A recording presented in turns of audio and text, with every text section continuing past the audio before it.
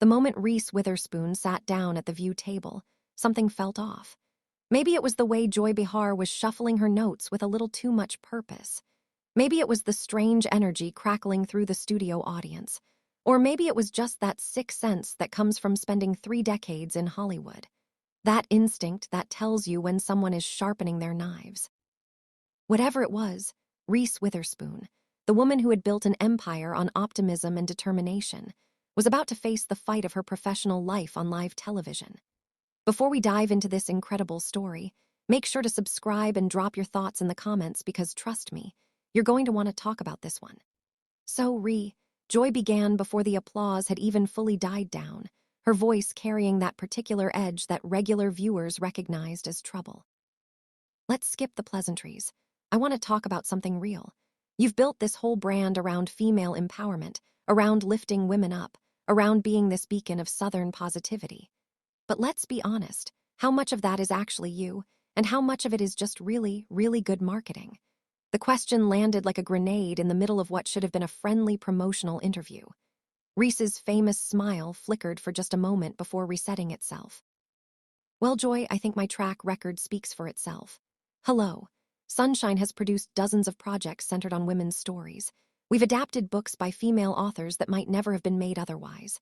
I've put my money and my time where my mouth is when it comes to supporting women in this industry. But that's just it. Joy pressed, leaning forward with that predatory gleam in her eyes. You've made a lot of money doing it. Hello Sunshine sold for $900 million. $900 million. So, forgive me if I'm a little skeptical when a woman worth that much talks about empowerment. It sounds less like activism and more like very clever capitalism. The accusation hung heavy in the suddenly quiet studio. Whoopi shifted uncomfortably. Sarah Haynes stared down at her notes. The audience seemed to be holding its collective breath. I'm not sure I understand the criticism, Ree said, her voice steady but with a new tightness around the edges. Are you suggesting that making money from telling women's stories somehow invalidates those stories? Because by that logic, no successful woman could ever be a genuine advocate for other women. I'm suggesting that there's a difference between advocacy and branding. Joy shot back. And you, Ree, are a master of branding. The book club, the clothing line, the production company, the whole Southern Belle persona. It's all very carefully constructed, isn't it? Every piece designed to sell the idea of Reese Witherspoon, feminist icon.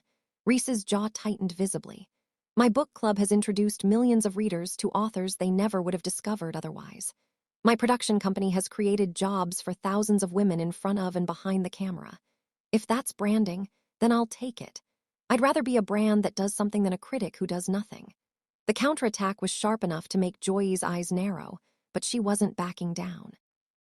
Let's talk about the persona for a minute. The sweet Southern girl who just wants everyone to get along. The eternal optimist. But we all remember 2013, don't we? When you were arrested and asked the police officer, "Do you know my name?" That didn't sound very sweet to me. That sounded like someone who thought the rules didn't apply to her because she was famous. The mention of the 2013 incident when Ree had been arrested after confronting a police officer during her husband's DUI stop sent a visible ripple through the studio.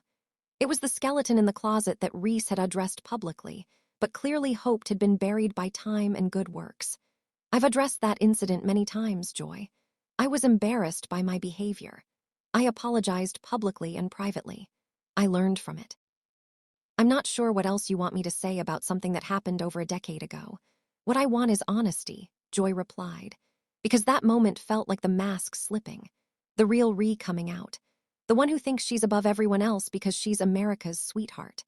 The one who uses her privilege when it's convenient and talks about equality when it's profitable. So, one mistake made in a moment of fear and embarrassment defines me forever.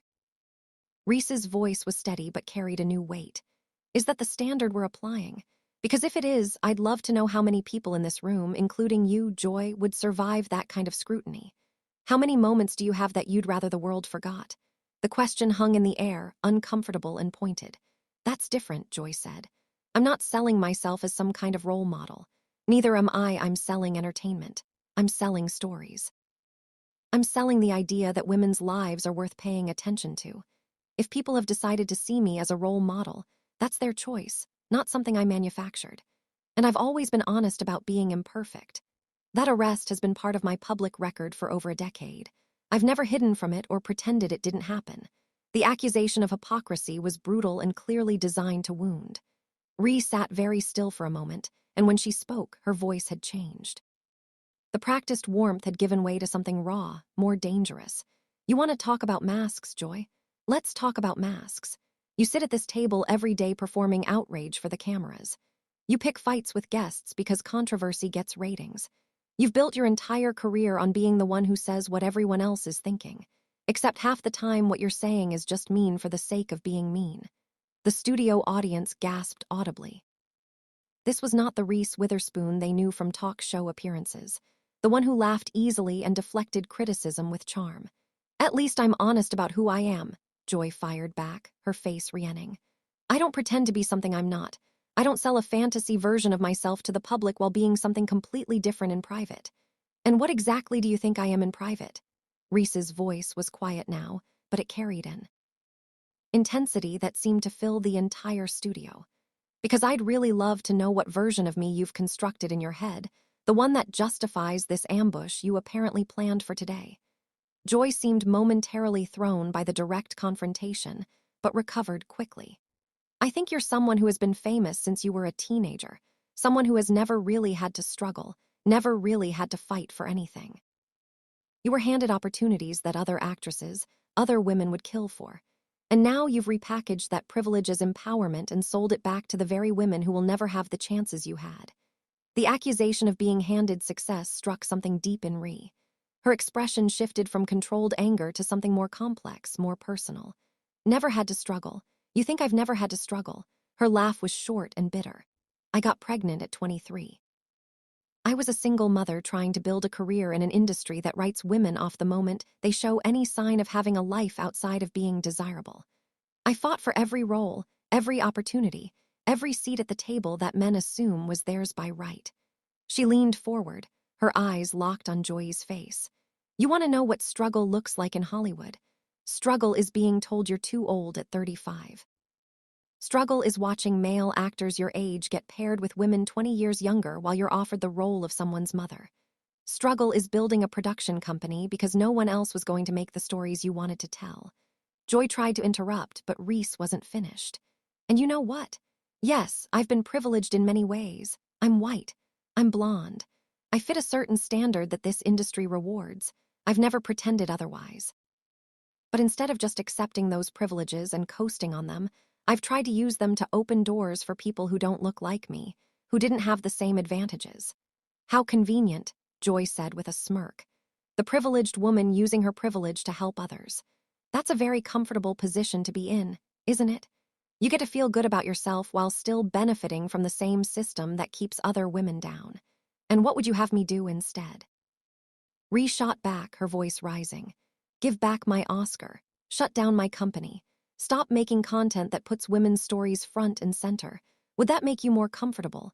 Joy, if I just disappeared and stopped being a reminder that some women actually accomplish things. The counterattack was fierce enough to make Joy blink. That's not what I'm saying. Then what are you saying? Because I've been sitting here trying to figure out what would satisfy you. What would I have to do or be for you to consider me legitimate? Is there any amount of success that's acceptable for a woman to have? Or does achievement itself make us suspect in your eyes? The questions were pointed and clearly struck something. Joy's expression flickered with something that might have been uncertainty. I'm just asking questions that people want answered, Joy said defensively. Are you? Or are you projecting your own discomfort with successful women onto millions of viewers who never ask for this interrogation? Because I've done a lot of interviews, Joy. A lot. And I've never had someone so determined to make me apologize for being good at what I do. Rehes stood up, and the movement seemed to startle everyone in the studio. She wasn't walking away. She was just refusing to have this conversation sitting down anymore. You know what I find fascinating about this conversation, Joy? You've spent the last 15 minutes attacking me for being successful, for building something, for trying to use whatever influence I have to make things better for other women. And what's your contribution been? Sitting at a table and tearing down the women who actually do things. The question hung in the air like an accusation. Joy's face went through several shades of red. I've been doing important journalism for decades, Joy protested. I've given voice to issues that matter. I've challenged powerful people. Have you, or have you just been entertaining? Because there's a difference. Joy. Challenging powerful people means taking on systems, fighting for change, putting something on the line. What you do is take pot shots at celebrities because it's safe. Because we're trained to smile and take it because fighting back makes us look difficult. She gestured around the studio. Well, I'm done smiling and taking it. I came here to talk about a project I'm proud of. And instead, I've been subjected to a character assassination based on one mistake I made a decade ago and the apparent crime of being successful while female. Whoopi tried to intervene. I think Joy was just trying to have a real conversation. Was she? Ree turned to Whoopi, her voice still carrying that dangerous edge because it didn't feel like a conversation. It felt like a prosecution, and I'd like to know what exactly I'm being prosecuted for. For making money, for building businesses, for not being sufficiently apologetic about my success. She turned back to Joy. You asked earlier if my feminism is real or just marketing. Let me answer that question directly. I believe that women have been held back, held down, and held to different standards than men for all of human history. I believe that's wrong. And I believe that every woman who succeeds, who builds something, who refuses to apologize for her ambition, makes it a little bit easier for the women who come after her. Her voice was rising with passion. Now that's not a brand, Joy. That's a belief. And I've backed it up with action, with my money, with my time, with my choices about what stories to tell and whose voices to amplify. What have you backed your beliefs up with besides criticism of women who are actually in the arena? The reference to the famous Theodore Roosevelt quote about critics and those in the arena was pointed and clearly intentional. Joy's expression had shifted from aggressive to defensive. I don't have to justify my career to you, Joy said, but her voice lacked its earlier confidence. No, you don't, just like I don't have to justify mine to you. But you came at me today with accusations and insinuations, and that incident from 2013 that you've clearly been waiting to throw in my face. So let's be clear about what happened here. You ambushed me, and now that I'm not playing the grateful guest, you're uncomfortable. Ree straightened her blazer with deliberate precision. I've been in this industry since I was 14 years old. I've been underestimated, overlooked, written off, and dismissed more times than I can count. I've also been celebrated, rewarded, and given opportunities that I know others deserve just as much. Both things are true. Life is complicated. People are complicated. But what I won't do is apologize for working hard and succeeding. She looked at the audience directly. To every woman watching who has ever been made to feel bad about her success, who has ever been told that her ambition was unseemly, who has ever had her achievements attributed to luck or privilege or anything other than her own hard work, I want you to say something. Don't let anyone make you small. Don't let anyone convince you that you don't deserve what you've earned. And don't let anyone tell you that succeeding while female is something that requires an apology. She turned back to Joy one final time. I've won an Oscar. I've built a production company that's changed the kinds of stories Hollywood tells. I've raised 3 children while doing it. I've failed publicly and gotten back up. I've made mistakes and learned from them. That's my life, Joy. It's not perfect, and I've never claimed it was, but it's mine and I'm proud of it. Joy opened her mouth to respond, but Reese held up her hand. I'm not finished. You wanted to know if the real me is different from the public me. Here's your answer. The real me is someone who grew up in Nashville with big dreams and the determination to make them happen. The real me is someone who has fought through an industry that treats women as disposable commodities. The real me is someone who got tired of waiting for permission and decided to create her own opportunities. Her voice softened slightly, but lost none of its power. The real me is also someone who makes mistakes, who said something stupid to a police officer when she was scared and embarrassed, who has had moments of arrogance and moments of doubt, who has struggled with the weight of expectations and the fear of failure. That's the real me. Human, flawed, still trying. She picked up her bag with the same determination she brought to everything. But here's what the real me isn't, Joy. The real me isn't someone who tears down other women to make herself feel better. The real me isn't someone who mistakes cynicism for intelligence. And the real me isn't someone who's going to sit here and be a punching bag so you can feel edgy and relevant. She started toward the edge of the set, then stopped and turned back. You know what I've learned in 30 years in this business? The people who spend their time criticizing others rarely build anything themselves. It's easy to sit in judgment. It's hard to create something. It's easy to point out flaws. It's hard to put yourself out there knowing you'll be judged for every imperfection. Her gaze swept across the panel. I've spent my career putting myself out there, taking risks, failing publicly sometimes, succeeding publicly sometimes.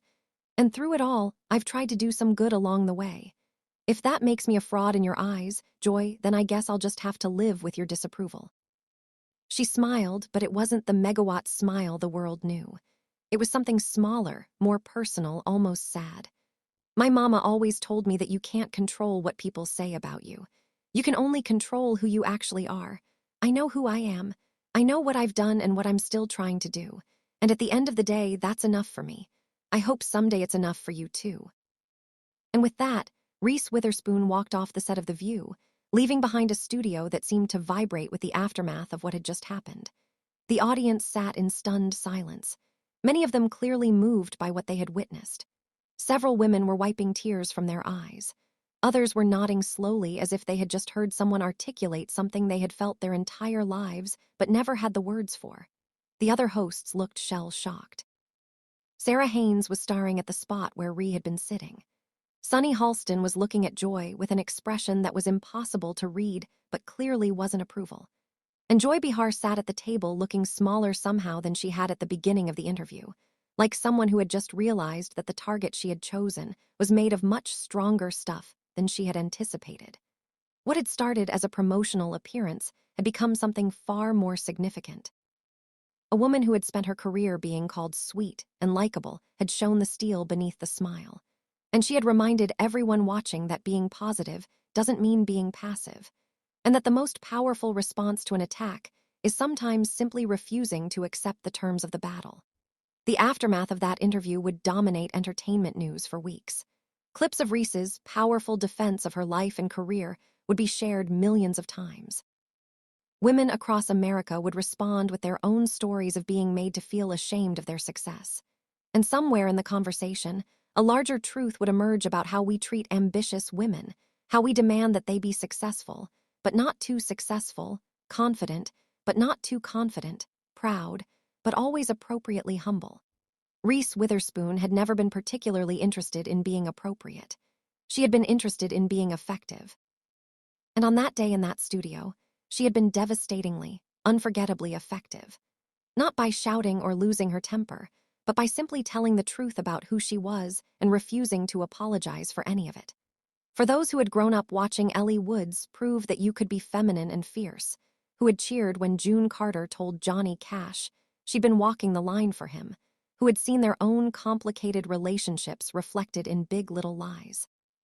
There was something deeply satisfying about watching Reese Witherspoon show the same steel that had made all those characters memorable. She had proven that.